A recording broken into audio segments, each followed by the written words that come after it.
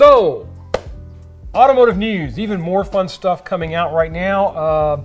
The guys at Advance Auto Parts are going to be closing over 700 stores and 4 distribution centers across the United States. Not sure where all of them are at, but we know that every location, all 139 of them in California, are going to be shut. So they're pulling out of California and they're changing everything up. Now, according to a USA Today report, Advance Auto Parts plans to close hundreds of stores, 4 distribution centers, and slash jobs as the sluggish demand for vehicle parts increases.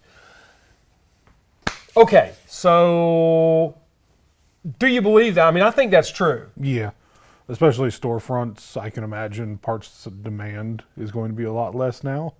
It's a coupling of internet stores that have better prices if you can mind the weight of shipping, but also newer vehicles, you can't really work on them. Yeah, we were talking about at breakfast this morning. Yep. You were saying, as we're trying to talk loudly over the people at Waffle House, you were saying this morning that after 2010, it is increasingly harder to work on a car. Yeah, it got like exponentially tougher because just more and more computers. You got to have the right programs to talk to those computers to learn what's wrong with the vehicle. It can tell you everything that's wrong with it if you have the $5,000 and scanner. And you have to know how to use that $5,000 scanner. That's a big part of it as well. Yeah, I mean, basically you have to be a computer engineer to be able to work on the car because of that, and that's one of the reasons why I think the manufacturers are doing that on purpose because they're trying to drive traffic into their service centers. Yeah, because they lost a lot of money on the service center when OBD2 was a standard. Anybody can use it and get all the information you need. So then they started pulling back and trying to make this proprietary, that proprietary, but it still meets the OBD2 standards, so they don't get gigged for right of repair and stuff. Didn't you say that there are certain things that if you don't have the correct scanner for it, you have to actually, even with the correct scanner, go to the manufacturer and pay a certain amount per month? Yep. 17 and newer Dodges require FCA authorization. They might have changed the name on that recently because the Stellantis and all the different Fiat deal. But 17 and newer has a security gateway. So if you plug into something and try to tell the computers to do anything other than read codes and sometimes even clear codes, it'll lock the whole system down. Like if you try and program or tune a 17 or newer Dodge Cummins, it will have a permanent code logged in that ECM that it has been modified. And they will not warranty anything on that engine whenever yes, sir. Yep. So that's the biggest problem, I think, is like the manufacturers are going in and they're making it harder and harder for the average Joe to go out and work on a car. Because this thing's sitting behind us, this 66 Falcon, you and I, with a couple of pliers and some baling wire, could make it run again. And a test light. That's light's about all you need. And I mean, that's, back in the day, Joe Average could go out and get the stuff he needed to work on the car. Most guys knew how to grab a set of plug wires and a set of plugs and set the points and put the plugs in it and get it running okay again. Yep, and generally speaking, even if you only knew small block Chevrolets, you could look at a Ford and you could probably figure it out. Yeah, I'll just label your plug wires and take everything out and it's good to go. The same fundamentals, but in a different location. Yeah, the only hellish thing on the Fords would be if your friend said, "Hey man, can you come over and help me take the plugs out of the 390 on my Torino?" Yeah. Just tell them no. You can't. Or a Mustang. Either way, it doesn't matter. It's still going to take you a long time to do it unless you know how to do it already. According to a Reuters report, Advance Auto Parts executives told analysts that its quarterly results were also impacted by storm season and the CrowdStrike outage. Now, you took umbrage in reading that. I think that CrowdStrike is just a bad excuse.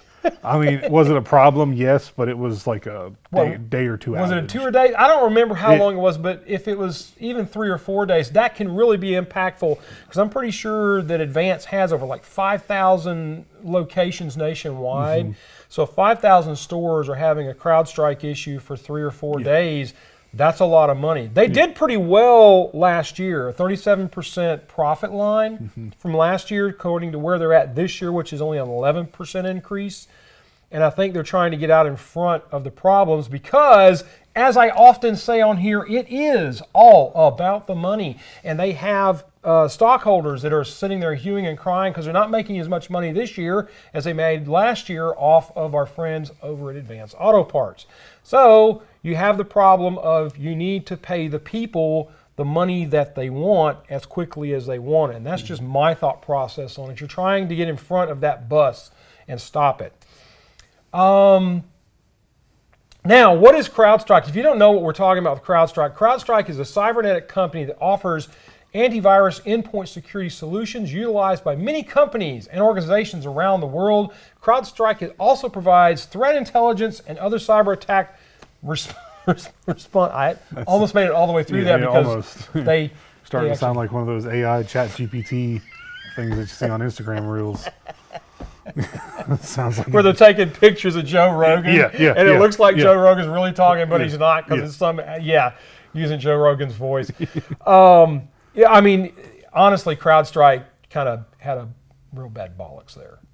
They got done, and anything can get done. That's why you test updates in the sandbox before releasing them, especially on a Friday. I would not want to be an executive at CrowdStrike. No. I wouldn't want to be the dude that pushed the button to send that update out. No, I mean that guy's probably never going to work in the industry again, period. He'll be asking people if they want fries with that. Have a toupee and a different name. What's your name? Carl. Yeah. It was Bob, but now it's Carl. Definitely not Bob now. Not Bob. All right, so I mean that's basically it, folks. It's really sad. I mean, and we're making some jokes in here, but there's a lot of people that are going to lose livelihoods, managers, store employees that are going to get eat up by this, and that makes me sad. I mean, and it seems to always happen around this time of year. It's always right around the holidays. As we're filming this, we're right before Thanksgiving in 2024. So if you're watching this, 2 years from now, this is not happening then. It's happening in 2024 in November. This announcement came out, I believe, about a week ago. I found out about it a couple of days ago. And I wonder if that's what's going to happen. It's like you were talking about, the internet stores that are out there, their prices are cheaper because they're working out of a warehouse and they're just shipping parts out. And they don't have brick and mortar. There's not the problem of brick and mortar. They don't have to worry about having to deal with 5,000 stores worth of employees. Yep.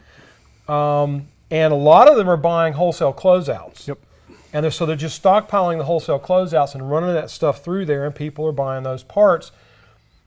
So it really starts boiling down to places like Advanced Auto Parts or emergency repair service locations for parts, but half the time now, they don't have the parts on hand anyway.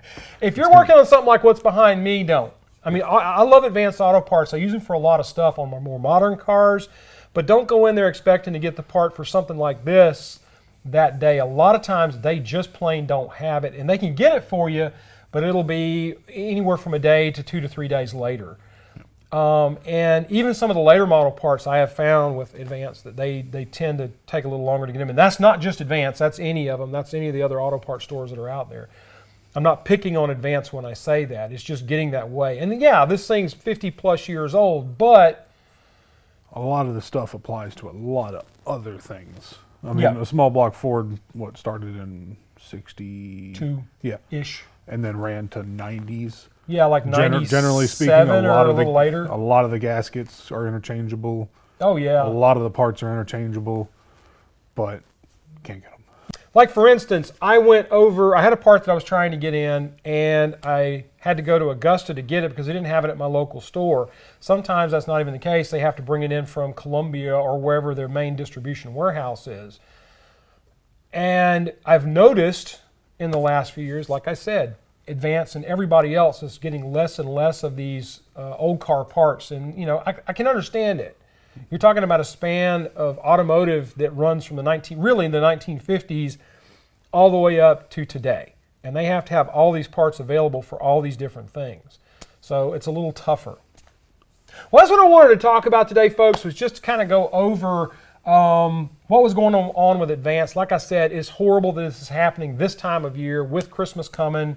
There's going to be a lot of people without work. And, when we're talking 700 plus stores, and the distribution centers, because you got 4 distribution centers closing as well. So there's a lot of folks who are going to be out of work here in the near future, and I'm really sad about that for those people. Sad about it for Advance Auto Parts. It's a great company, and I've used Advance for a lot of years for car parts. So I hate to see anybody, you know, having a falter moment like this where they're having to reorganize. But it sounds like they're trying to get it under control. Yeah, and to me as well, you think about how many towns might only have that part store.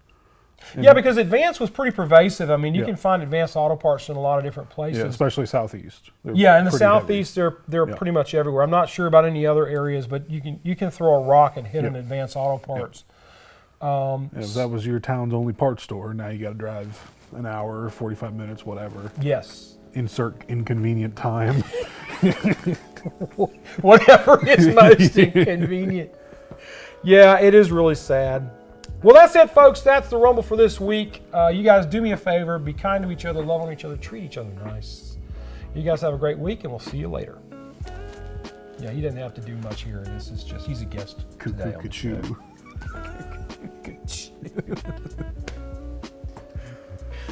You are just a peach. Yeah, some kind of peach. Probably not a ripe one, but.